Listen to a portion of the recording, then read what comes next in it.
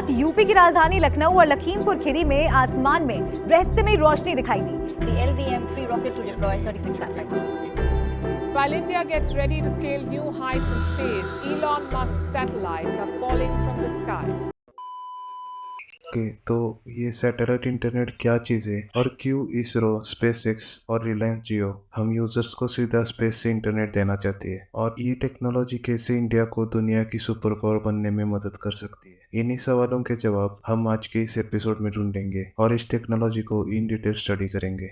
India में जियो के SIM cards 2016 में लॉन्च होने के बाद इंटरनेट यूजर्स की संख्या सिर्फ 5 सालों में डबल हो गई है। यह अपने आप में ही एक बहुत बड़ी अचीवमेंट है, क्योंकि इंडिया की लगभग 70% से ज़्यादा पॉपुलेशन रूरल एरियाज में रहती है।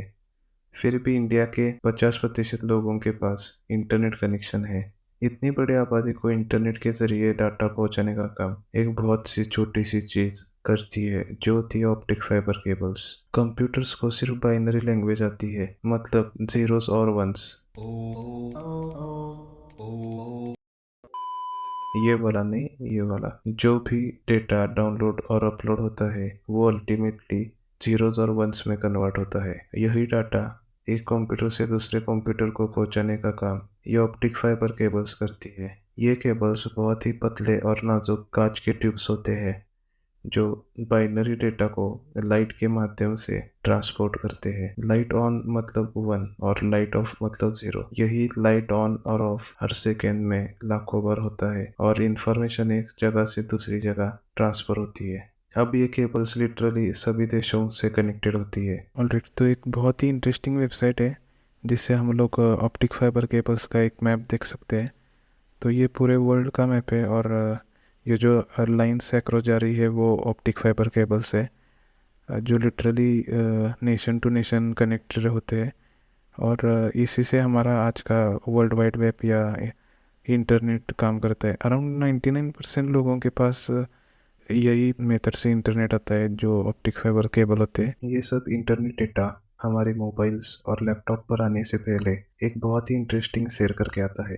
शुरू में जो भी हम डेटा कंज्यूम कर रहे होते हैं, उदाहरण तौर पर एक यूट्यूब वीडियो गूगल के सर्वर्स पर स्टोर होती है। वीडियो रिक्वेस्ट करने पर सर्वर से डेटा ऑप्टिक फाइबर केबल से होकर इंटरनेट सर्विस प्रोवाइडर यानी आईएसपी के पास पहुंच जाता है। अब आईएसपी एयरटेल और जियो जैसे टेलीकॉम कंपनीज भी हो सकती है, या कोई लोकल इंटरनेट प्रोवाइडर्स भी हो सकते हैं। अगर आप मोबाइल डाटा पे हो तो आईएसपी टावर्स के रेडियो सिग्नल के जरिए डाटा भेजते हैं, और अगर आप वाईफाई से कनेक्टेड हो तो ऑप्टिक फाइबर केबल्स से वाईफाई राउटर्स को डाटा की डिलीवरी होती है। आपके मन में ये सवाल ज़रूर आया होगा कि अगर हमारा नॉर्मल केबल इंटरनेट सही से काम कर रहा है तो सैटेलाइट इंटरनेट की क्या ज़रूरत है। ये बहुत ही ऑब्वियस डाउट है, क्योंकि आज का इंटरनेट इंफ्रास्ट्रक्चर एक आम इंसान को अफोर्डेबल भी है, फास्ट भी है और रिलायबल भी। स्टारलिंक या स्पेस इंटरनेट को लेकर लोग एक्साइटेड है, क्योंकि केबल इंटरनेट एकदम मजबूत होते हुए भी वो काफ़ी नहीं है। मतलब आप ये वीडियो देख रहे हो तो आपके पास अच्छा इंटरनेट हो सकता है, पर यही केस सभी लोगों के पास नहीं है। कुछ जगहों पर इंटरनेट केबल्स पहुंचाना बहुत ही मुश्किल काम हो सकता है, या अगर यूक्रेन में जैसे रशिया के साथ वॉर चालू थी, तभी रशिया ने यूक्रेन का कम्युनिकेशन रोकने के लिए उनके इंटरनेट इंफ्रास्ट्रक्चर को जबरदस्त नुकसान पहुंचाया। कठिन परिस्थिति में कम्युनिकेशन एक बहुत ही ज़रूरी चीज़ बन जाती है। अगर वॉर ना भी हो तब भी कई जगहों पर कम लोग रहने के कारण केबल्स डालना आर्थिक रूप से बहुत ही महंगा पड़ जाता है, और केबल्स डालने में टाइम भी ज़्यादा लग सकता है। अगर इनकेस केबल डाल भी दिए तो कम लोग वो सर्विस यूज़ करने के कारण डाटा की कीमत बहुत ही महंगी बन जाती है, और ये एक बहुत ही बड़ी प्रॉब्लम है। ये मैप देखकर आप समझ सकते हो कि दुनिया में कितने लोगों के पास इंटरनेट कनेक्शन है और कितनों के पास नहीं। आप खुद ही वेबसाइट पर जाकर और डिटेल में स्टडी कर सकते हैं। मैं ये लिंक डिस्क्रिप्शन में डाल दूंगा। ये गैप को डिजिटल डिवाइड के नाम से जाना जाता है, और ये सिर्फ देशों के बीच की प्रॉब्लम नहीं है, बल्कि देशों के अंदर की भी है। ये समझने के लिए आप ये मैप को देख सकते हैं। इसमें हमें रिलायंस जियो के पूरे इंडिया का कवरेज का मैप की आइडिया आ सकती है। हर जगह पर मोबाइल टावर लगाना टावर ऑपरेटर्स के लिए आर्थिक रूप से मतलब नहीं बनाता, क्योंकि अगर सर्विस यूज़ करने के लिए यूज़र्स बहुत कम हो तो उनकी इन्वेस्टमेंट वेस्ट चली जाएगी। ये मत भूलना कि सेल टावर्स के साथ ही साथ उनको बिजली का कनेक्शन, इमरजेंसी जनरेटर का बैकअप भी देना पड़ता है। असल में सैटेलाइट से डायरेक्टली यूजर्स को सिग्नल या डेटा भेजना कोई नई बात नहीं है। 2003 से डिश टीवी इंडिया में ऑपरेट कर रही है। डिश टीवी के सैटेलाइट्स पृथ्वी की जियोसिंक्रोनस ऑर्बिट में होते हैं, जो पृथ्वी से 36,000 किलोमीटर की दूरी पर रहकर हमारे घर के ऊपर वाले रिसीवर्स को सिग्नल देते हैं। इन सैटेलाइट को पृथ्वी से इतना दूर रखने का कारण ये है कि सैटेलाइट पृथ्वी का एक बहुत बड़ा एरिया कवर कर सकता है और पृथ्वी की रोटेशनल स्पीड को मैच करते हुए एक ही एरिया को टारगेट करके उसके यूजर्स को सिग्नल भेज सकता है। इसी ऑर्बिट में इंटरनेट सिग्नल वाले सैटेलाइट्स भी है, जो यूजर्स को जंगल, बोट या किसी सुनसान एरिया पर होते हुए भी कनेक्टेड रख सकता है। अब 36,000 किलोमीटर की दूरी पर रहकर डेटा भेजने से एक नुकसान जरूर होता है, वो है इंटरनेट स्पीड्स। सिग्नल को इतनी दूरी तय करने के लिए ऑन एवरेज 650 मिलीसेकंड का टाइम लग जाता है। इसी कारण ऑनलाइन गेमिंग, वीडियो कॉल्स और HD वीडियोस के लिए इनका इस्तेमाल नहीं किया जाता। ये सैटेलाइट ज़्यादा से ज़्यादा 25 Mbps तक की स्पीड प्रोवाइड कर सकते हैं, वो भी जब आसमान साफ हो। इसलिए इनको ज़्यादा केसेस में इमरजेंसी के लिए ही यूज़ किया जाता है। यही कमियों को टारगेट करते हुए स्पेसएक्स ने अपनी सब्सिडियरी कंपनी स्टारलिंक को 2020 में लॉन्च किया है। इसमें और बाकी सैटेलाइट इंटरनेट कंपनीज में मेन फ़र्क ये है कि स्टारलिंक ने अपने सैटेलाइट्स जियो ऑर्बिट में ना रखते हुए लो अर्थ ऑर्बिट या लियो में लॉन्च किया है। मतलब जो सिग्नल पहले पृथ्वी से 36,000 किलोमीटर की दूरी से भेजा जाता था, वो 550 किलोमीटर से भेजा जाएगा। इसी कारण 4K वीडियोस, वीडियो कॉलिंग और ऑनलाइन गेमिंग जैसे टास्क में भी ये टेक्नोलॉजी को कोई दिक्कत नहीं आएगी। पृथ्वी से सिर्फ 550 किलोमीटर की दूरी पर होने के कारण एक सिंगल स्टारलिंक सैटेलाइट पृथ्वी का सिर्फ एक छोटा सा ही हिस्सा एक टाइम पर कवर कर पाती है।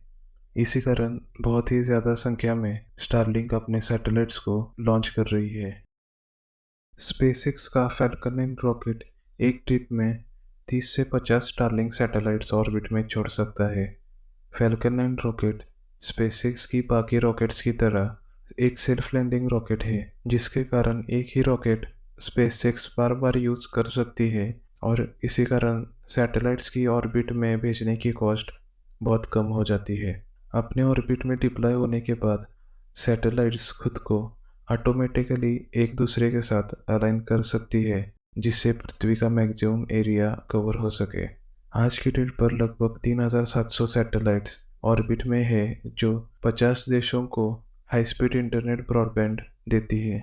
ग्राउंड पर यूजर्स को इंटरनेट यूज़ करने के लिए छोटे रिसीवर्स भेजे जाते हैं, जिसे स्टारलिंक डीसी का नाम दिया गया है।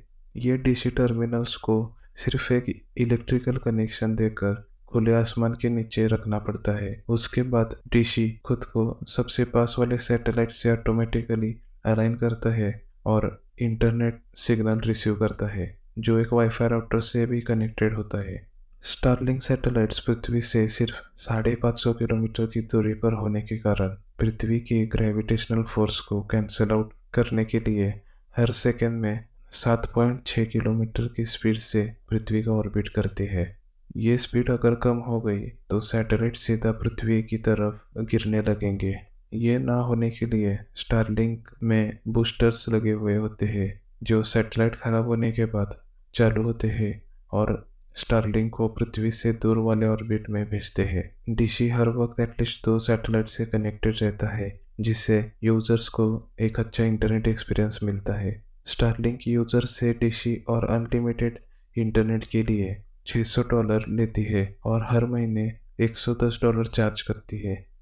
उसी के साथ यूजर्स गाड़ी के ऊपर सैटेलाइट्स लगा सकते हैं और कोई भी लोकेशन से फास्ट इंटरनेट यूज़ कर सकते हैं। स्टारलिंक की एयरप्लेन्स और बोट को हाई स्पीड इंटरनेट देने वाली भी सर्विस है, जिसमें हाई बैंडविड्थ रिसीवर्स लगाए जाते हैं और स्टारलिंक एक चालू फ्लाइट में भी यूजर्स को नॉर्मल घर या ऑफिस जैसा इंटरनेट एक्सपीरियंस दे सकती है। स्टारलिंक को टक्कर देने के लिए अमेज़न ने प्रोजेक्ट काइपर बनाया था, जो अभी तक लॉन्च नहीं हुआ है।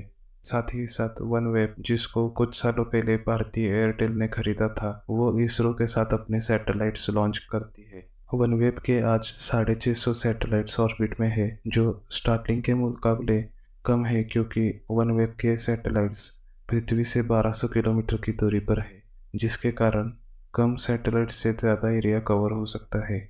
वनवेब का बिजनेस मॉडल स्टारलिंक से अलग है। जहां पर स्टारलिंक डायरेक्टली यूजर्स को सर्विस प्रोवाइड करती है, वहीं पे वनवेब ज़्यादातर कंपनीज और बिजनेसेस को अपनी सर्विस प्रोवाइड करती है। वनवेब बैंकरप्ट होने वाली थी, जिसको एयरटेल ने खरीद कर एक्वायर कर लिया। ये बिजनेस में सबसे ज़्यादा महंगा सैटेलाइट्स को ऑर्बिट में भेजना होता है, क्योंकि रॉकेट से कुछ भी ऑर्बिट में डालने की कॉस्ट बहुत ही भारी होती है और साथ ही साथ पर किलो रहती है। काफ़ी सारी स्टार्टअप कंपनीज सैटेलाइट इंटरनेट की मार्केट में आकर गए हैं, क्योंकि ये बिजनेस में सैटेलाइट को कम से कम खर्च में ऑर्बिट में डालकर यूजर्स को सर्विस प्रोवाइड करके उस पर प्रॉफिट कमाना एक बहुत बड़ी चुनौती रह जाती है। स्टारलिंक और बाकी सैटेलाइट इंटरनेट कंपनीज में मेन फर्क ये है कि स्टारलिंक स्पेसएक्स का ही एक हिस्सा है। इसी कारण उनके पास लेटेस्ट रॉकेट टेक्नोलॉजी है और कॉस्ट टू ऑर्बिट में दुनिया में इन्हें कोई भी टक्कर नहीं दे सकता। इसी कारण सबसे कम रेट और सबसे कम टाइम में स्टारलिंक ने अपने सारे सैटेलाइट्स ऑर्बिट में डाल दिए और इसी कारण सबसे कम रेट में यूजर्स को हाई स्पीड इंटरनेट दे सकता है। ऑस्ट्रेलिया एक बहुत बड़ा देश है और उसकी पॉपुलेशन उसके एरिया के कंपैरिजन में बहुत कम है। वहाँ के लोगों को अलग अलग एरियाज में सेटल होना पड़ता है, क्योंकि वहाँ की जियोग्राफिकल कंडीशंस बहुत ही चैलेंजिंग होती है। भले ही सिटीज़ और टाउन्स मौजूद हो, फिर भी ज़्यादा लोग रूरल एरियाज में रहना पसंद करते हैं। इसी कारण वहाँ सिर्फ शहरों में फाइबर कनेक्शन है। स्टारलिंक ऑस्ट्रेलिया में 2021 को लॉन्च हुआ था और सिर्फ 2 सालों में वहाँ पर 1,20,000 स्टारलिंक यूजर्स जुड़ गए। ऑस्ट्रेलिया के साथ ही साथ यूक्रेन, यूएसए और यूके में भी स्टारलिंक को बहुत लोग यूज़ करते हैं। एंटार्क्टिका में भी स्टारलिंक की सर्विसेज चालू है और इमरजेंसी कम्युनिकेशन के लिए बहुत फ़ायदेमंद रही है। इंडिया की बात की जाए तो स्टारलिंक ने प्री ऑर्डर लेना शुरू कर दिया था, पर इंडिया में ऑपरेट होने के लिए ज़रूरी लाइसेंस नहीं थे। इसी कारण इंडियन गवर्नमेंट ने स्टारलिंक को प्री ऑर्डर रिफंड करने का आदेश दिया। अभी के लिए स्टारलिंक इंडिया की लॉन्च डेट फिक्स नहीं है। आने वाले दिनों में हम भारती एयरटेल और उनके वनवेब कंपनी और रिलायंस जियो से कुछ एक्सपेक्टेशंस रख सकते हैं, क्योंकि उनके पास इंडिया में ऑपरेट होने के लिए ज़रूरी लाइसेंस है। अगर सब कुछ सही रहा तो क्या सैटेलाइट इंटरनेट फाइबर कनेक्शन से सस्ता और रिलायबल बन सकता है? ये तो आने वाला टाइम ही बताएगा। तब तक के लिए गुड बाय। वीडियो अच्छी लगी हो तो लाइक ज़रूर कर देना। थैंक्स।